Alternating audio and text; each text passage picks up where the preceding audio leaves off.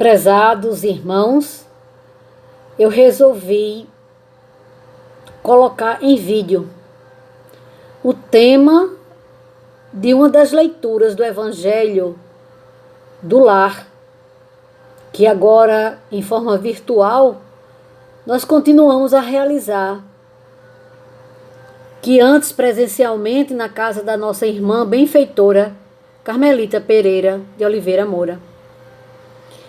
E um dos temas, uma das leituras, é um texto, é um versículo do Novo Testamento, onde Lucas diz, no capítulo 9, versículos 59 e 60, deixa que os mortos enterrem os seus mortos. Ora, como pode um morto enterrar um morto, um cadáver? Então, nesse momento, hoje, nós entendemos o que Jesus queria falar. Fala muito em parábolas, alegorias, em imagens fortes, mas o que Jesus quis dizer: deixai aos mortos o cuidado de enterrar os seus mortos. Com certeza, o morto cadáver era realmente a palavra morto, não é? O cadáver sem vida, que entraria em putrefação e precisaria ser enterrado. Mas o morto que enterraria o cadáver era alguém que estava vivo fisicamente, mas naquele contexto, que é bom que se leia lá em Lucas como aconteceu, em que momento aconteceu, quando alguém pede para enterrar o seu pai para depois segui-lo, nós fazemos a seguinte colocação: existem vivos, eu até anotei aqui a minha interpretação, que com certeza é uma inspiração. Existem vivos em corpo e vivos em espírito. Então, a verdadeira vida acontece espiritualmente. É o espírito que é eterno, jamais morrerá, no sentido de existir. Mas muitos vivem em corpo e já estão vivos também em espírito. Vivos no corpo e vivos em espírito. São aqueles que acordaram, que amadureceram, que despertaram em espírito, mesmo no corpo físico. Aqueles que já compreendem os valores reais da vida, mesmo na vida material, e colocam os valores espirituais acima dos valores transitórios da matéria. O foco desse espírito é um entendimento e uma prática e uma busca da verdadeira vida íntima, que é a vida espiritual, no cumprimento das leis de Deus imutáveis, as leis éticas e morais trazidas por Jesus. Porque o próprio Jesus disse que tinha vida em abundância quem o seguisse, quem observasse os mandamentos.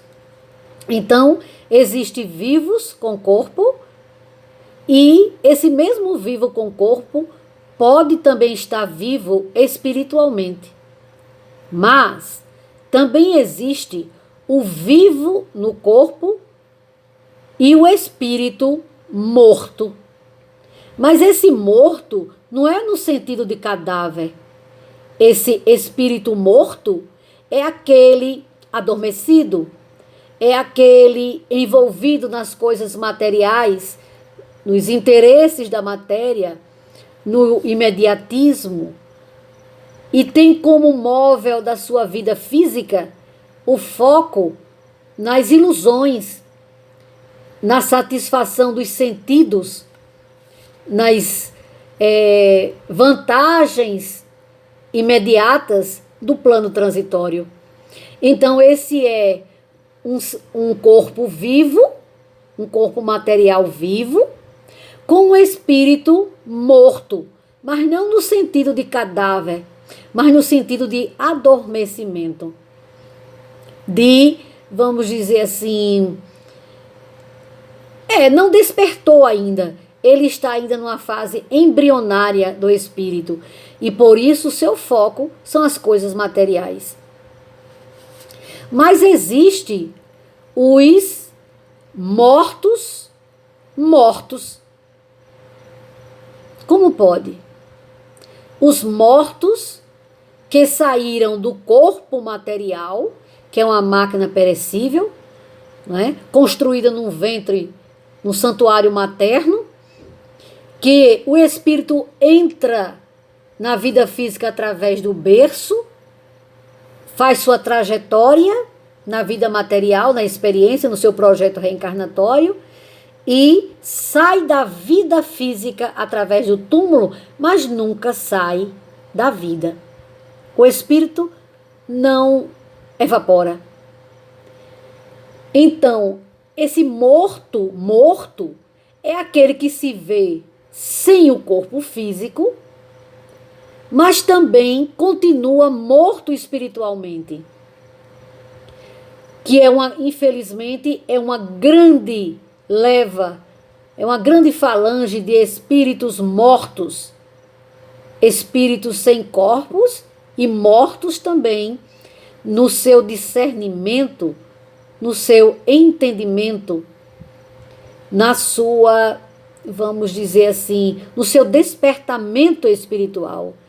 Ele se vê confuso, ele se vê desnorteado, sabe que não tem mais corpo, mas ele continua a viver no pensamento e sentimentos dos móveis, das motivações, da vida fútil, da vida das paixões, da vida da guerra, da vida dos sentimentos do orgulho, do egoísmo, da vingança, da ira, das contendas, das punições, das recriminações. Ele continua assim, até que um dia ele vai também despertar. E lá em João nós temos uma colocação muito interessante. Quem faz o bem tem visto a Deus. Quem faz o mal ainda não tem visto a Deus. Ainda. Então esses mortos, são esses que nós doutrinamos. Doutrinamos, talvez não seja a palavra, mas orientamos. Nós transmitimos o conhecimento que já faz luz em nossa inteligência e emoções, para que ele entenda que ele precisa acordar espiritualmente. E tem os mortos no corpo. Os mortos no corpo e vivos em espírito. Então, são aqueles espíritos que, ao saírem da matéria, não é? A matéria morreu.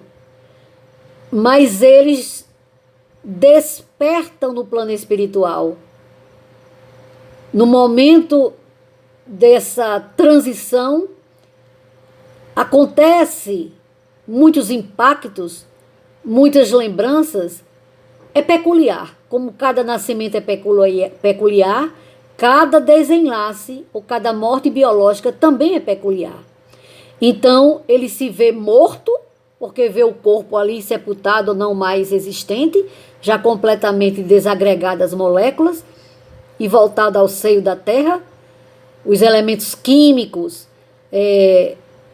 a água, os elementos químicos para recompor novos corpos na natureza. Aí são os emissários de Jesus que manipulam as formas em todos os reinos da vida material.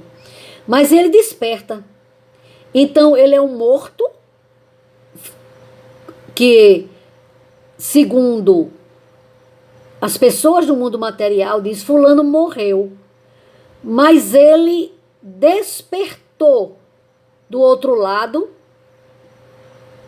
com um raciocínio diferente, com um raciocínio mais lúcido de buscar a Deus, as suas leis. Ele eleva o seu pensamento a Deus, pede socorro, misericórdia e arrependimento.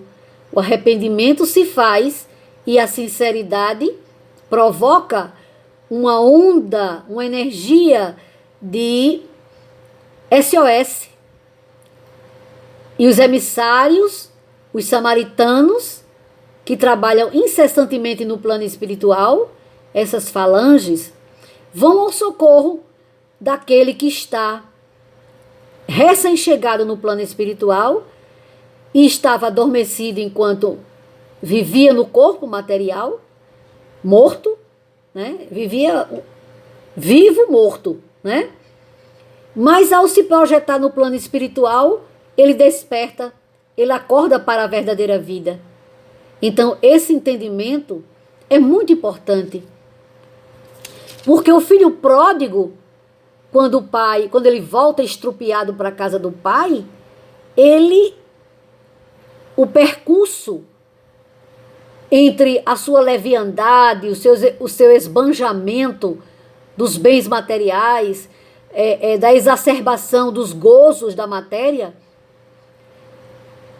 ele começa a perder a vitalidade, começa a ficar doente, com fome material, com fome espiritual, com sede material e sede espiritual. E pensa no pai, e diz: na casa do meu pai, os empregados têm vida bem melhor do que esta que eu estou agora. E ele volta, e o pai, ao ser avisado que ele estava chegando, o pai se enche de alegria, manda fazer uma festa e diz: meu filho, que estava perdido, agora se reencontrou. Perdido ou morto é muito semelhante ao estado íntimo do espírito. Perdido, cego, conduzindo cego e ambos caindo no abismo. Então já são 12 minutos e 30 segundos.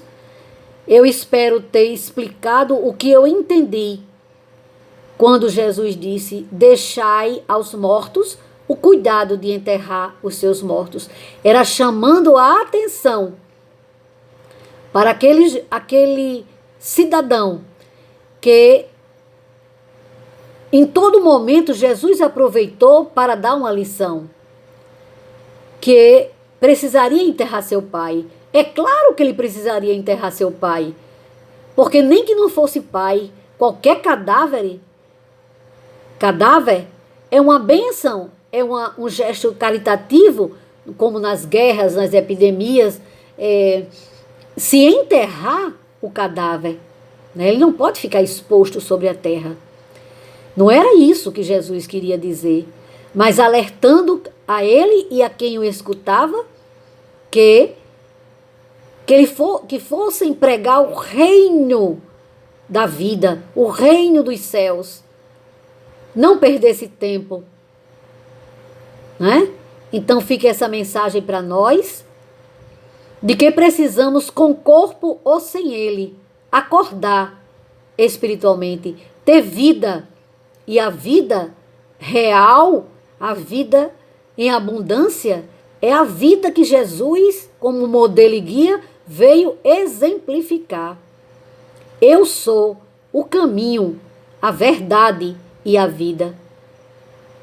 Então, aquele que segue os ensinamentos, que põe em prática os ensinamentos da lei suprema, que Jesus planificou-se nessa lei, a lei de Deus, terá vida, vida em abundância, vida num corpo material, que tem a sua durabilidade mecânica, orgânica, e vida espiritual, mesmo sem o corpo, com o corpo apenas indestrutível, segundo o apóstolo Paulo percebeu, o corpo indestrutível.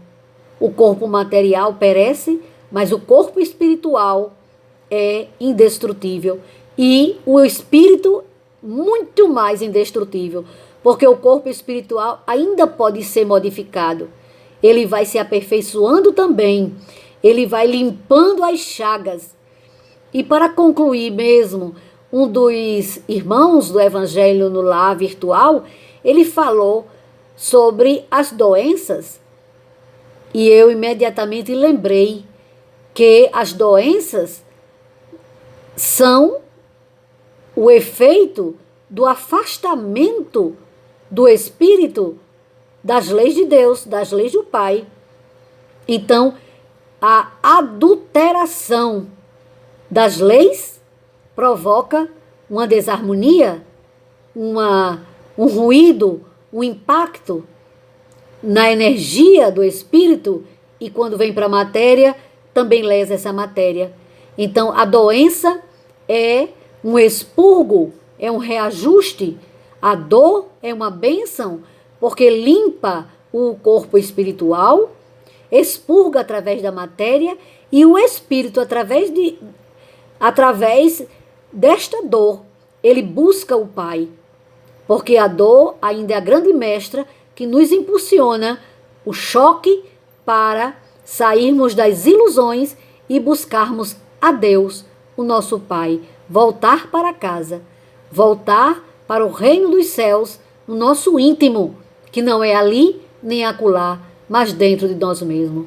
Um grande abraço fraternal e até a próxima oportunidade.